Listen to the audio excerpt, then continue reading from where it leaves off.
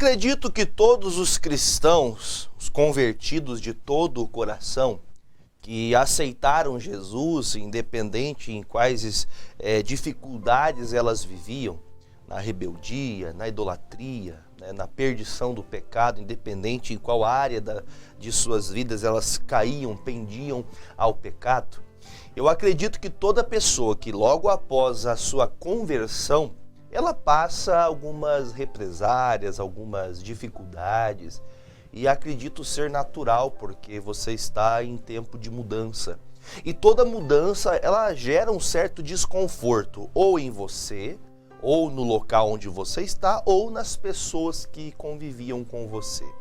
O apóstolo Paulo, né, lembrando que nós estamos estudando este livro de Atos, já começamos desde Atos capítulo 1, já estamos agora já na metade do capítulo 9 de Atos, na metade do livro de Atos 9, nós estamos aqui na metade já do capítulo, já estudamos já a conversão do Saulo de Tarso, homem perseguidor, homem mau. A igreja está crescendo, cheia do Espírito Santo, a obra de Deus está se cumprindo através das Sagradas Escrituras, pregações, ensinamentos, conversões, transformações, curas e libertações.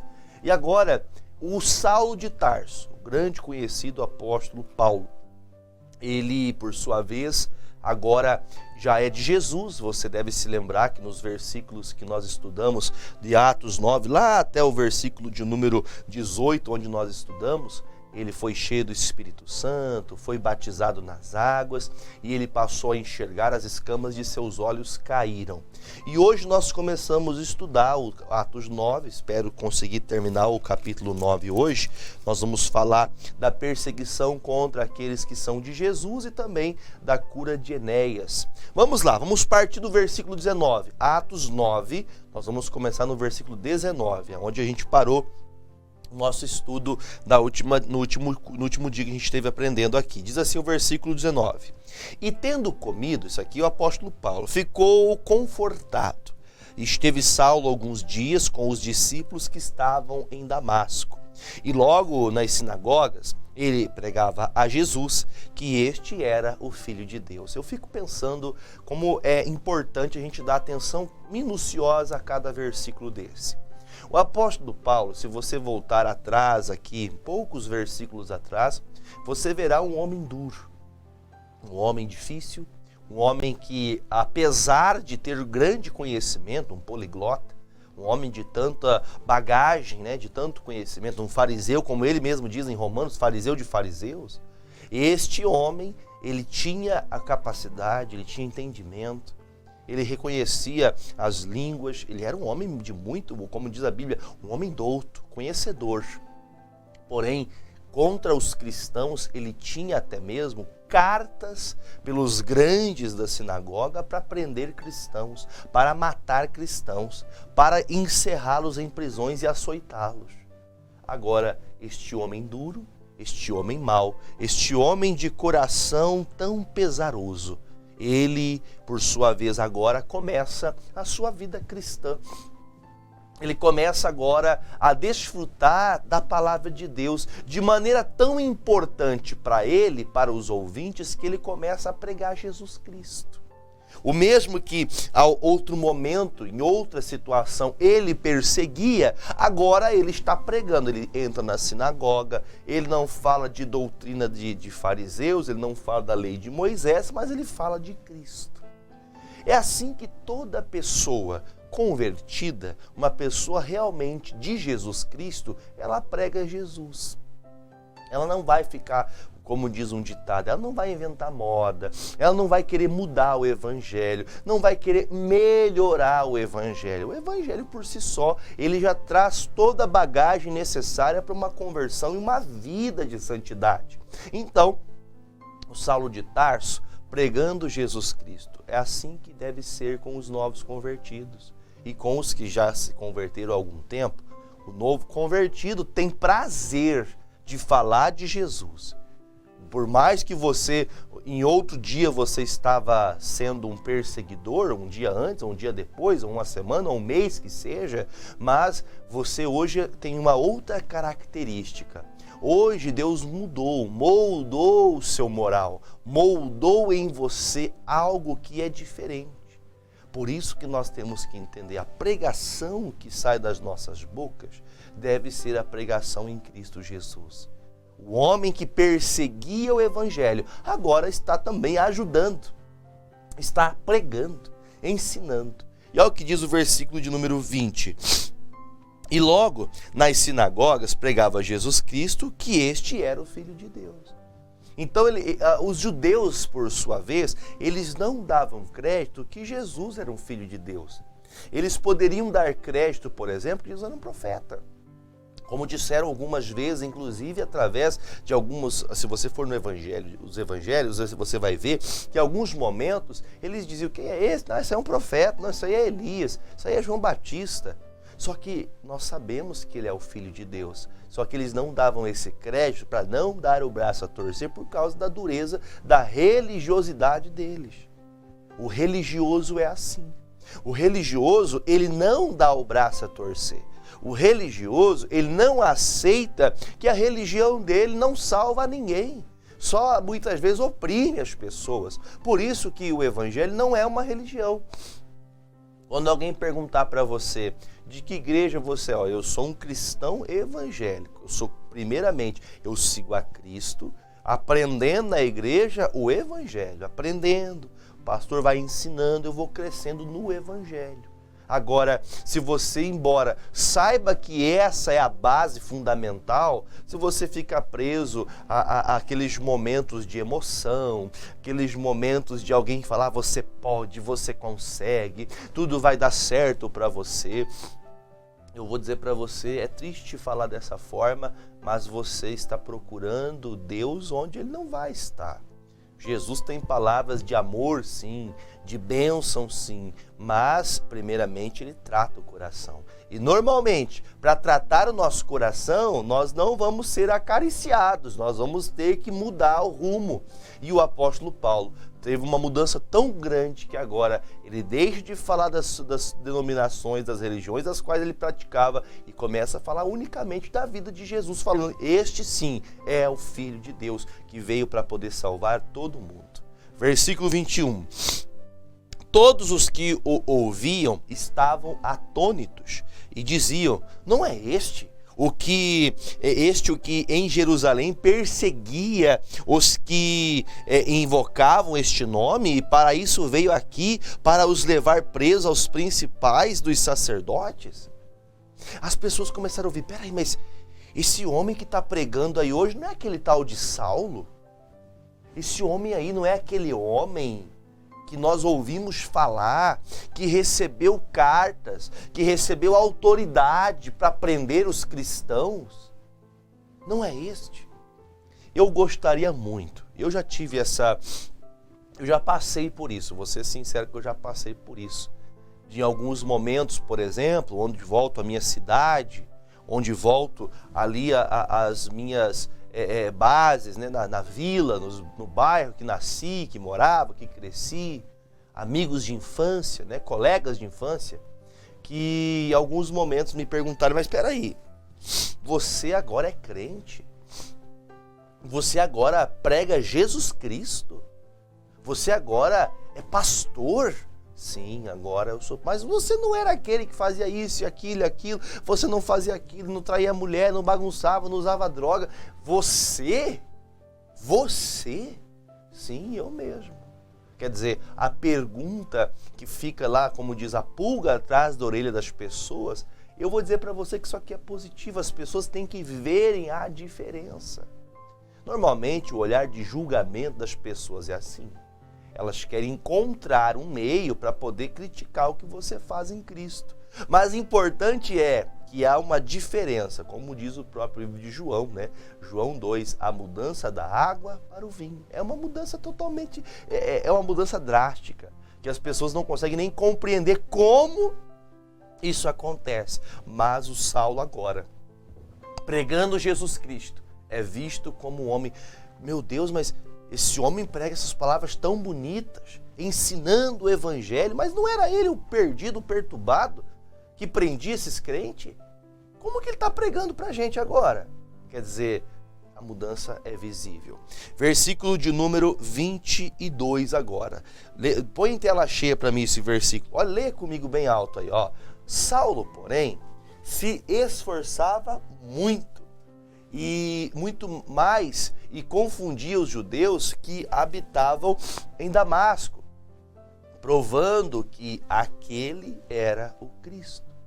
O Saulo, quanto mais tentavam encontrar falhas nele, mais ele mostrava Cristo.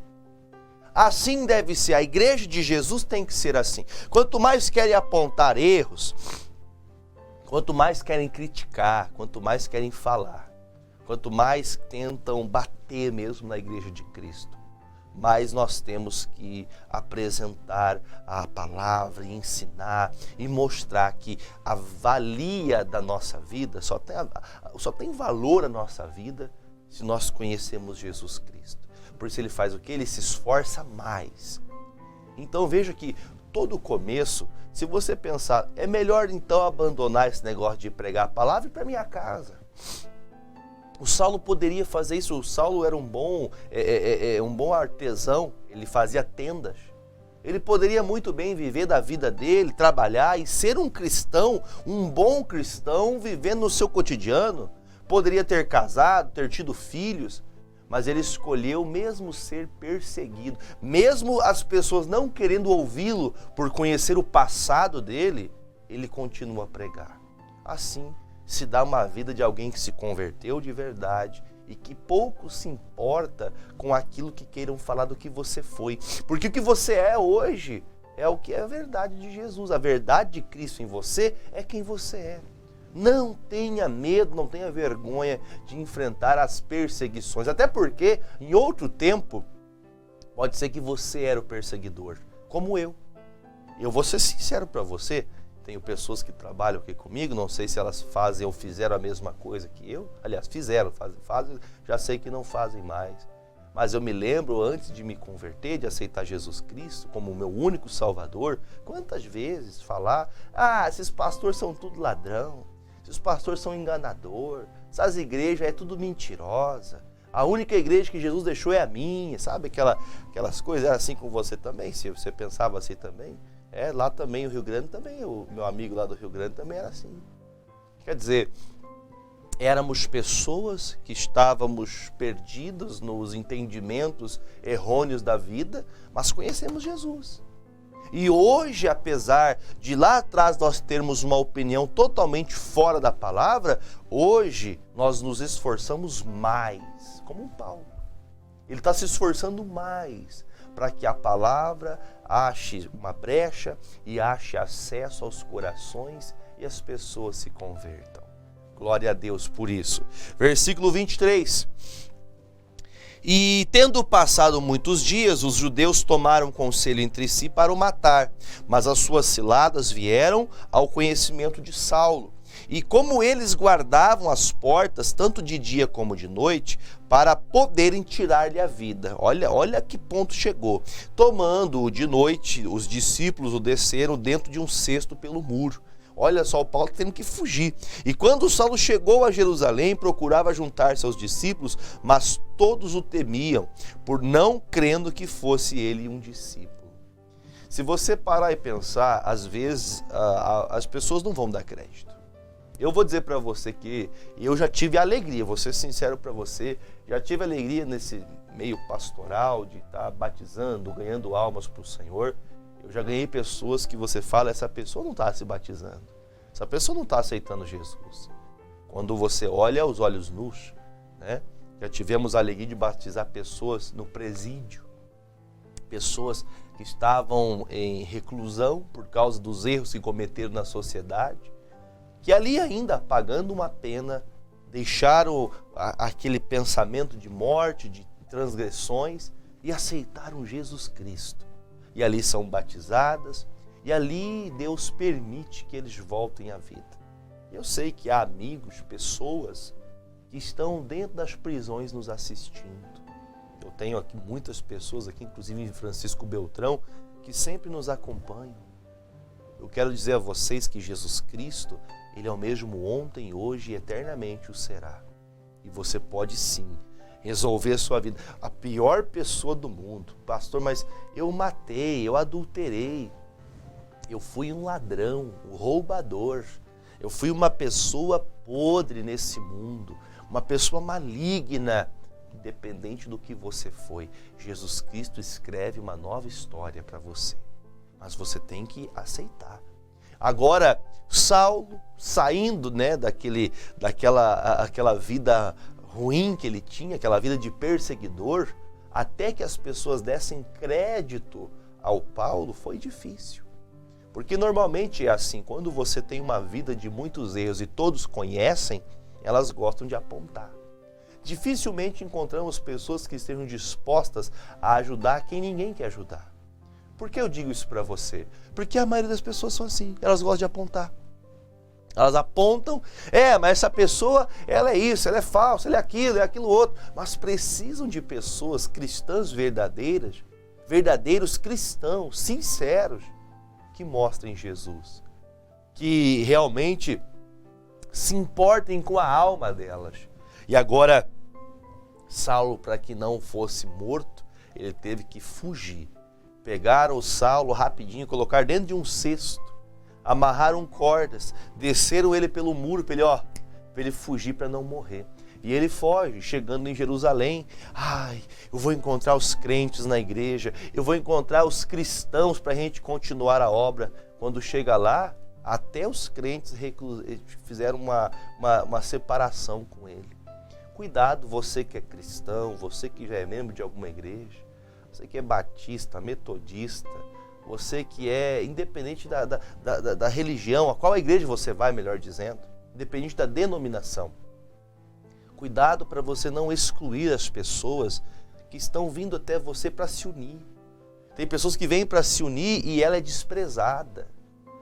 Pastor, essa pessoa eu ouvi falar que matava gente. Eu ouvi falar que essa pessoa era uma pessoa maldosa, maligna. Pastor, essa pessoa ninguém gosta. Onde essa pessoa vai, ela arruma briga. Pastor, essa pessoa não... Sabe que você vai colocando as pessoas contra a parede, você vai excluindo as pessoas. E não é este o propósito de um cristão. Não é esse o seu propósito. Então pare e analise o seu coração se você não é esse tipo de pessoa que acaba excluindo, desprezando as pessoas que deveriam ser abraçadas, amadas, para que houvesse união. Agora, desculpe te falar dessa maneira, eu vou deixar de lado um pouquinho aqueles que ainda não são de Jesus, que ainda não se batizaram, que ainda não tomaram uma decisão de andar somente com Jesus, que ainda tem algumas coisas a acertar, mas você que é cristão, você de qualquer igreja, você pode ser quadrangular, você pode ser metodista, presbiteriano, você pode ser luterano, você pode ser da comunidade, você pode ser de onde for. Eu quero dizer para você, não exclua as pessoas, porque ela tem um grau de condição financeira baixa, ou porque você conhece o passado dela, ou porque essa pessoa é uma pessoa um tanto diferenciada no meio das pessoas, porque o Saulo está chegando. E os discípulos até excluem ele, dizendo, olha, esse homem aí é mau, esse homem não é discípulo não.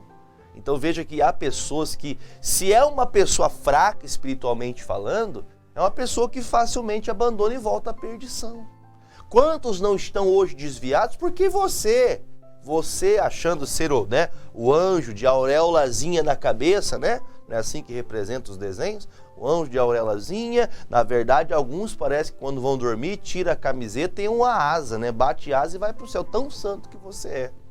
Então tome cuidado, porque tem pessoas que precisam que nós devemos dar a oportunidade para elas. Claro, a Bíblia fala que o sábio, ele sabe discernir tudo, tanto o tempo quanto o modo de fazer. Dê as oportunidades. A Bíblia fala que nós temos que provar as pessoas. Prove, veja se os frutos são positivos, se os frutos são bons, aí então você verá que pode dar crédito, mas não exclua as pessoas. Dê oportunidade para elas, tá bom? Voltando aqui, versículo de número 27. Então, agora entra aqui um homem muito importante, Barnabé. Tomando-o consigo, o trouxe aos apóstolos. Ele lhes contou como no caminho ele vira o Senhor e este lhe falara, e como em Damasco falara ousadamente no nome de Jesus. Nós sempre precisamos de Barnabé. Eu quero ser um Barnabé na igreja. Por quê? O Barnabé, a gente já falou dele lá atrás no capítulo 4 e no capítulo 5. O Barnabé era um homem muito rico, que ele fez questão de toda a sua riqueza abençoar a obra, a igreja de Cristo.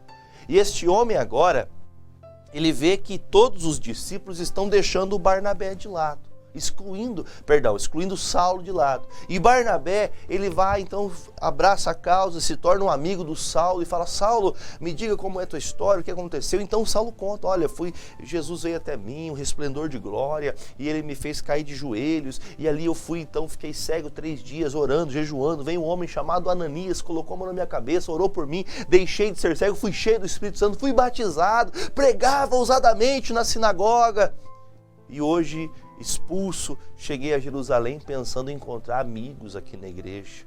E Barnabé ouve essas palavras e olha o que acontece, o versículo de número 28. E andava com eles em Jerusalém, entrando e saindo. Quer dizer, ele já começou a ter acesso. O Barnabé foi mais ou menos assim, aquela pessoa que quebra o gelo, que faz a pessoa ser incluída no meio das pessoas. O Barnabé é aquela pessoa que, por mais que todos excluem, ela traz para perto. Há um ministério que Jesus nos ensinou dizendo: todo convertido tem o ministério da reconciliação. O que é o ministério da reconciliação? Aquela pessoa que sempre procura trazer reconciliação para o ambiente onde ela está. Vamos falar a verdade, tem gente que aonde ela está, ela arruma briga. Está em casa, ela briga com a mulher, briga com o marido, briga com os filhos, briga com o pai, briga com a mãe. Vai trabalhar, arruma briga com o patrão, arruma briga com o funcionário, companheiro de trabalho. Aquela pessoa que ela vai para a escola, arruma briga na escola, arruma briga com a diretora, arruma briga com o professor, arruma briga com todo mundo.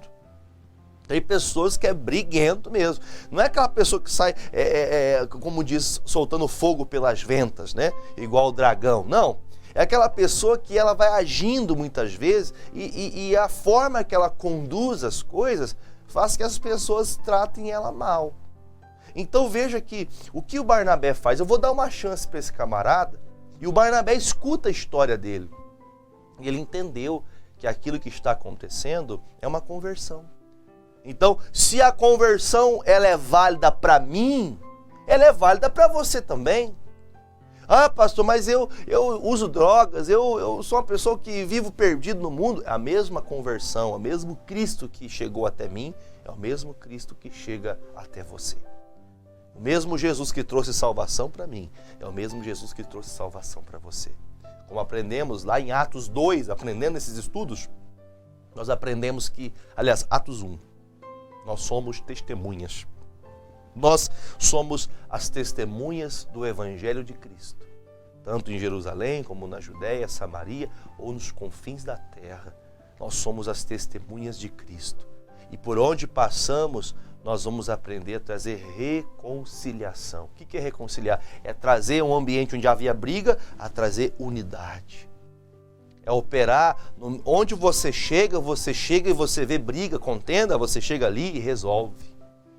Você não coloca um contra o outro. Tem pessoas que ela coloca uma contra a outra. Ah, aquela pessoa ali, aí fica aquele ambiente hostil, sabe? O Barnabé não. O Barnabé entrava e saía com o Saulo, provando para as pessoas que este Saulo realmente está convertido. Ó, eu estou entrando e saindo para lá e para cá com o Saulo, ele não tentou me matar. E outra coisa, ele está pregando Jesus. Diga-se de passagem, a pregação dele é muito mais profunda que a de vocês. Quer dizer, um homem simples que agora está permitindo a ajuda de um homem muito conhecedor que teve um contato com Cristo Jesus. Já pensou que perca seria para a igreja se todos desprezassem o Saulo? Imagine só. Versículo de número 29.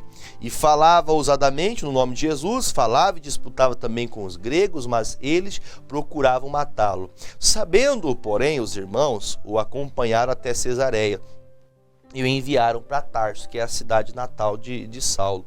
Assim, pois, as igrejas em toda a Judéia e Galiléia e Samaria tinham paz e eram edificadas, elas cresciam e se multiplicavam, andando no temor do Senhor e na consolação do Espírito Santo. Essas igrejas eram tratadas pelo próprio Espírito Santo, como hoje ela é. Eu creio que toda pregação na casa de Deus, nos ensinamentos dados pelo pastor, dirigido pelo Espírito Santo, traz paz. É uma das coisas, das vertentes mais importantes que você tem que ter. A Bíblia diz que o Espírito Santo nos capacita, nos dá o dom de ter paz, de viver em paz. É você estar passando pelas piores perturbações da sua vida e você ter paz. Aprenda a ter compromisso com as coisas de Deus. Como eu disse, o perseguidor tornou-se perseguido, porque o Saulo de Tarso se converteu e encontrou perseguição lá fora, mas também dentro da igreja, mas não deixou a Cristo. Você é perseguido na igreja? Você passa perseguições dentro da casa de Deus? Não se preocupe. Não se preocupe, porque o Saulo também passou por isso. E nem por isso ele deixou de ser usado por Deus. Seja uma pessoa que guarda a palavra. Eu vou ler de novo o versículo de número 9. Versículo 31. Assim, pois, as igrejas em toda a Judéia, Galiléia e Samaria tinham paz, e eram edificadas e se multiplicavam, andando no temor do Senhor, na consolação do Espírito Santo. Eles eram consolados no Espírito. Eles tinham paz, porque a igreja de Cristo tem que viver em paz.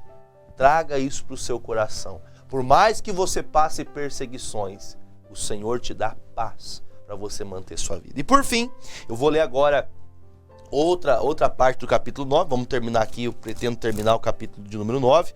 Aqui acontece a cura de Enéas. Diz assim o versículo 32 agora. Pode mudar a referência, 9:32. E aconteceu que, passando Pedro, agora falando do líder da igreja da época, por toda a parte, veio também aos santos que habitavam em Lida, e achou ali um certo homem chamado Enéas, jazendo numa cama havia 8 anos, o qual era paralítico. Veja que a obra da igreja de Cristo, a obra de Jesus na igreja de Cristo, não deixa a igreja parada. A igreja tem que estar em movimento, a igreja tem que estar evangelizando, o pastor tem que estar indo nas casas, o pastor tem que estar indo atrás das ovelhas, o pastor tem que pregar. O próprio Pedro disse um dia: olha gente, eu quero levantar aqui pessoas para ajudar no ministério das coletas, o ministério da cesta básica, dos alimentos para as viúvas, mas nós vamos nos esforçar na palavra, para que quando abrirmos a palavra, a pregação, as pessoas se convertam e hajam curas, hajam libertações. E agora o Pedro continua, chegando em Lida, ele encontra um homem que estava à sua cama há 8 anos. Guarde o que eu vou lhe falar. Esse problema não era um probleminha. Ele era um paralítico há 8 anos em cima de uma cama. E o Pedro, mais uma vez, ousadamente diz, versículo 34, disse Pedro: Enéas, Jesus Cristo te dá saúde. Levanta-te e faze tua cama. E logo se levantou. A obra de Cristo, quem diz? A pessoa que ensina que Jesus Cristo não cura hoje através dos seus pastores, obreiros, através do seu povo. Se você diz que Jesus não cura, eu vou dizer para você que, me perdoe, eu não quero aqui ser nenhum homem mau, nem maldoso, nem contrário à sua pessoa, mas o ensinamento é mentiroso. O ensinamento de quem diz isso é mentiroso. Por quê, pastor? Porque eu estou vendo a igreja de Cristo. O Pedro está passando aqui, encontra um homem paralítico, ele fala: em nome de Jesus Cristo, ele te dá saúde, fica de pé. Ele deixa a sua cama, pega a sua cama e fica em paz, fica de pé. Um homem 8 anos paralítico. Como pode isso? Como que aconteceu isso, pastor? Eu não sei, não. Está escrito aqui, irmão. Eu creio que de Gênesis a Apocalipse, a Gênesis, a palavra é verdadeira. E diz então, versículo 35, e viram-no todos os que habitavam em Lida e Sarona, os quais se converteram ao Senhor. Então veja, há casos de pessoas que elas não vão dar crédito à pregação. Quando eu digo isso, não é em sua totalidade, não estou sendo aqui negligente também em falar uma coisa que eu sempre ensino, que é a palavra que traz libertação à pessoa. João 8,32, conhecereis a verdade vos libertará. Porém, nesse caso, a cura, a mudança de estado crítico de Enéas faz que as pessoas dão crédito ao evangelho. Puxa vida, vocês viram? O Enéas, 8 anos que nós visitamos este homem paralítico em cima de uma cama. Chega um tal de Pedro, aquele que prega a Cristo Jesus, e ele então, numa simples oração, Enéas, Jesus Cristo te dá saúde. E Enéas se levanta. E ali há conversões. Por que há conversões? Porque as pessoas dão crédito, o testemunho fala a palavra de Deus. O testemunho é uma palavra de Deus. É a prova eficaz do que Deus está fazendo. Versículo de número 36. E havia em Jope uma discípula chamada Tábita, que traduzido se diz Dorcas. Esta estava cheia de boas obras e esmolas que fazia. E aconteceu naqueles dias que, enfermando ela, morreu, e tendo-a lavado, a depositaram num quarto alto. Veja a história dessa mulher. E como Lida era perto de Jope, ouvindo os discípulos que Pedro estava ali, lhe mandaram 2 varões rogando-lhe que não se demorasse em vir ter com eles. Veja que o apóstolo Pedro tinha acabado de fazer algo tão importante na vida de Enéas, orado em nome de Jesus por Enéas, que trouxe muitas pessoas uma conversão. E quando ouviram falar que essa mulher chamada Dorcas, Tábita, esta mulher, a Bíblia diz que ela tinha perante as pessoas que estavam com ela, a vida, o cotidiano que ela tinha, uma mulher cheia de boas obras, uma pessoa que todo mundo gosta, uma pessoa que todo mundo ama. Ela morreu. E as pessoas estavam tristes pela perca dela, não se disse qual era o problema que ela tinha, mas ela partiu. E quando ela partiu, todos entenderam, puxa vida, o servo de Jesus está aqui, vamos chamá-lo. É assim que nós temos que agir. Quando acontece algo drástico, terrível na sua vida, você deve reconhecer que é Jesus que pode resolver a situação.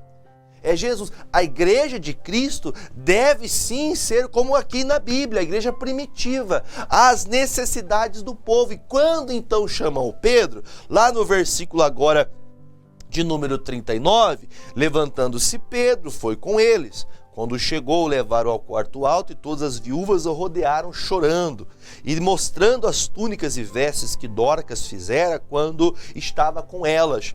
Mas Pedro, fazendo-as sair, a todas, deixa eu parar na vírgula aqui. Uma das coisas mais importantes, não deixe a emoção te dominar. Enquanto mandaram chamar o Pedro, que para você crer que alguém vai ressuscitar através de uma oração, você tem que ter uma fé tremenda, uma fé verdadeira, profunda.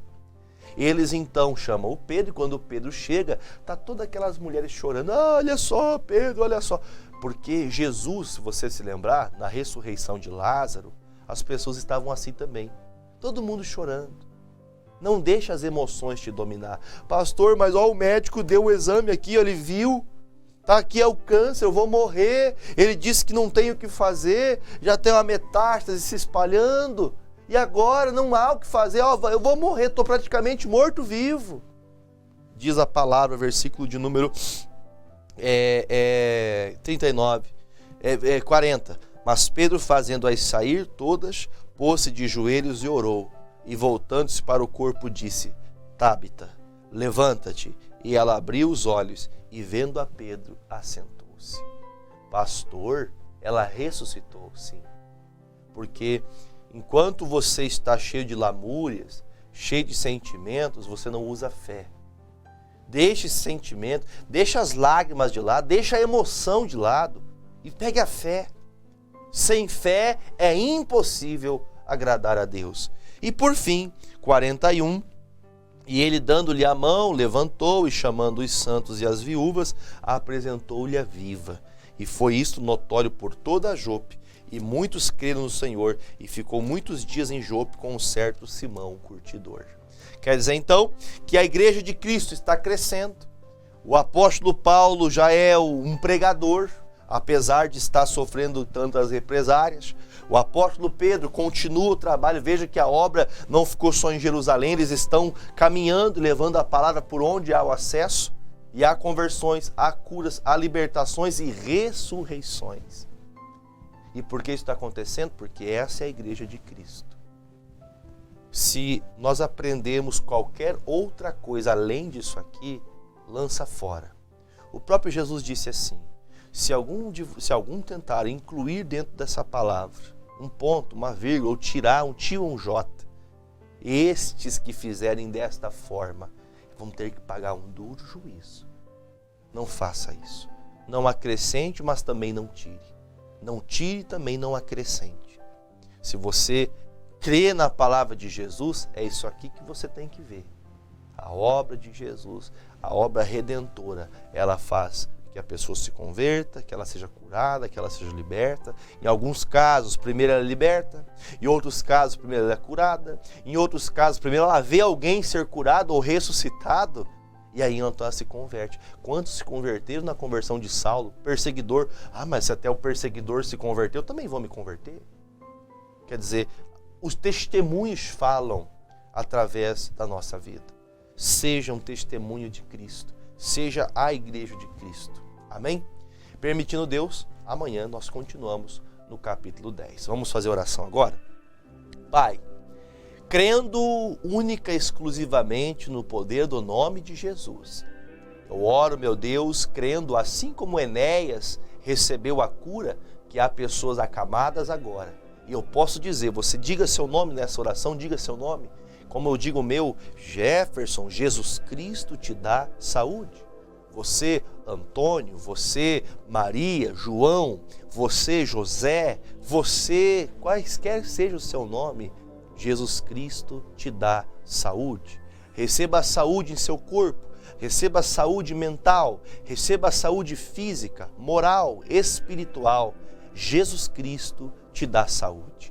Pai, a ti consagro estas águas e peço que nelas contenham unção, uma unção tremenda, para que todos que delas beberem sejam curados, sejam livres. E digo isso, meu Deus, crendo no que está escrito na tua palavra, que o apóstolo Paulo lhe recortava até retalhos de suas roupas e enviava aos doentes, e os doentes eram curados e libertos. Que nestas águas, as quais, ó Pai, a ti apresento, todos que delas beberem sejam curados. Há pessoas que vão beber desta água por alguém que está acamado, por alguém que mora em outra cidade, por alguém que está no hospital.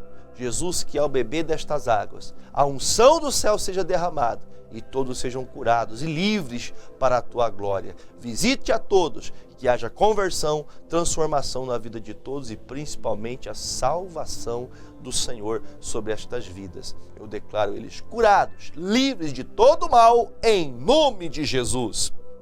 Se você crê, beba comigo desta água para a glória de Deus.